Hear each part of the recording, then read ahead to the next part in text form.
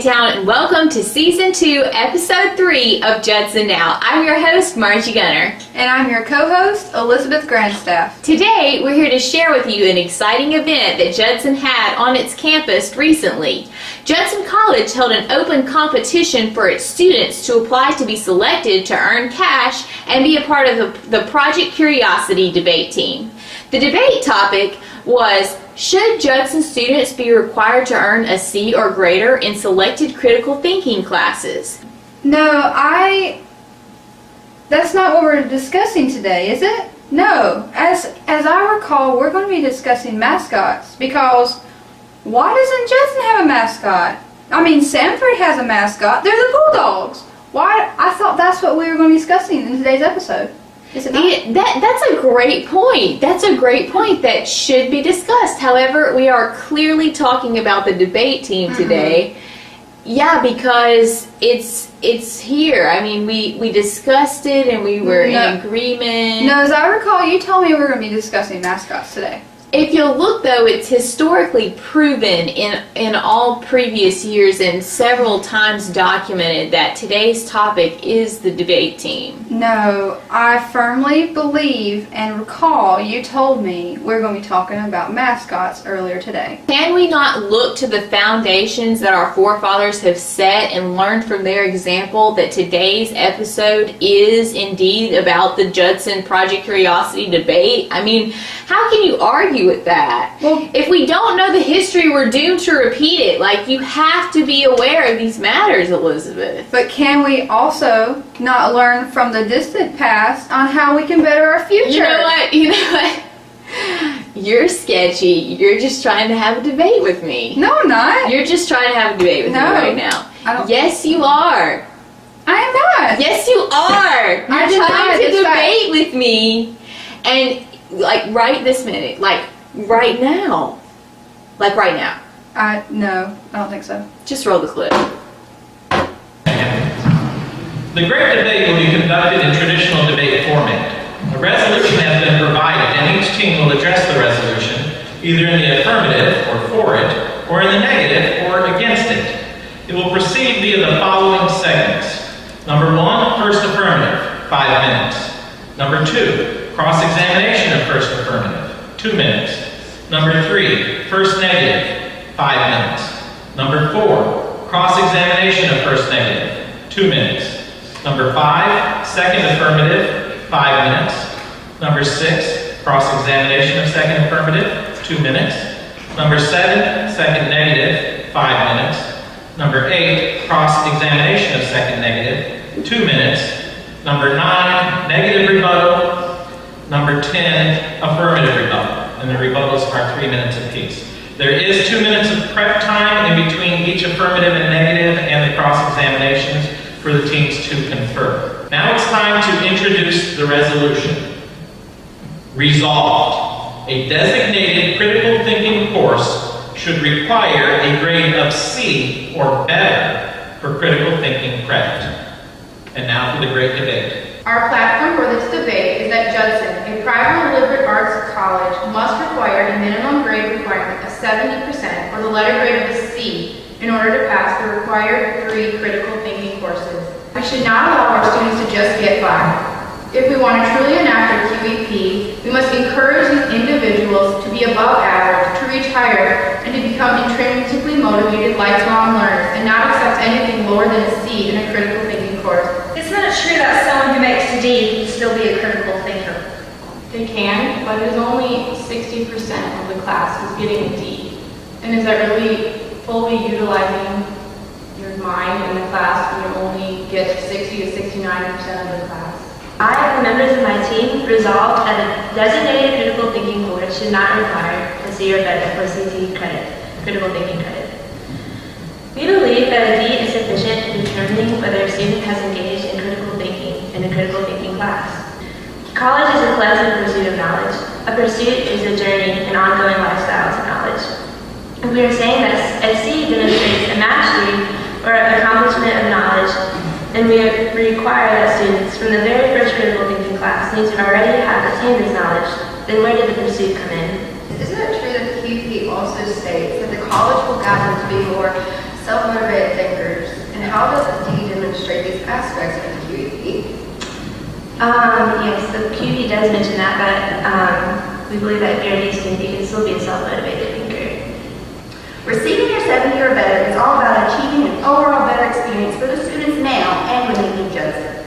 We are a college that cares about our students and want them to achieve excellence by expecting more than just the minimum. Isn't the Judson College mission to take women from lower social and economic statuses and elevate them? And isn't the D a stepping stone for them to reach achievements? Yes, but at this point, we cannot allow them, we cannot accept Ds because we're going to have to keep retaking the class. As stated before, we believe that our tutoring and support services within our college present great opportunities for growth. At the current state of our tutoring services, there may be an overload of students in need of help to maintain the C average in the critical thinking classes when the additional teaching methods are brought into practice. The student will leave the college with skills to critically think, even though a student may earn a D in the course, because a D is still a standardized passing grade. Why do we simply want our classes to be just stepping stones when they can be set for a foundation? It is believed by our group that it's not just a stepping, like we're using it as a stepping stone because we want growth. We are not coming to Judson expecting a student to be able to have that average that is expecting them, but to be able to be growing within her intellect, within her knowledge. So her foundation may be that foundation that needs to be able to grow, that needs to be able to be exposed to different skills of critical thinking. Instead of placing more and more pressure and requirements on these students, we should focus not on grades, but on helping Judson women better themselves according to their ability. We must think how this will not only affect the average Judson woman, the privileged Judson woman, the Judson woman who attended a prep school or an acclaimed high school in a prosperous urban area, the Judson woman with a family who supports her in an ideal home life. We must think of the Judson woman who is a first-generation college student, the Judson student with a learning disability, the Judson woman from the struggling impoverished high school, the Judson woman working 2 jobs to help support her family back home. We must think of these women and their access to success because they are just as valuable and full of light and truth as any other Judson woman. Academic success is indeed a high endeavor. Lofty thought is something we all aspire to.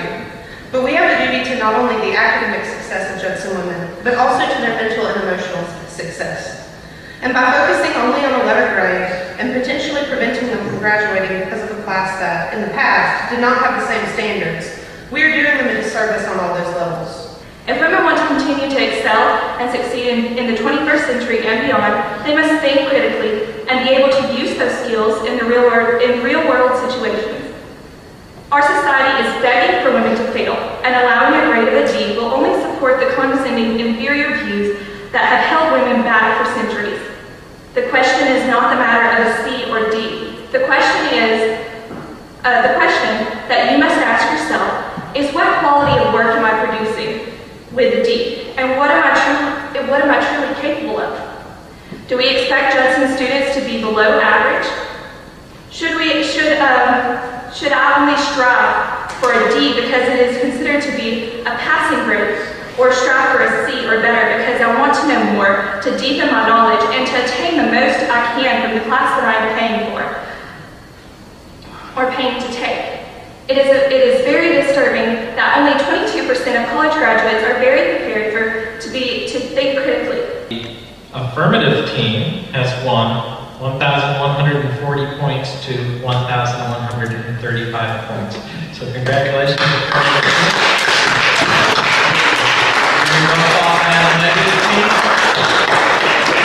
And thank you very much, judges. We appreciate your efforts.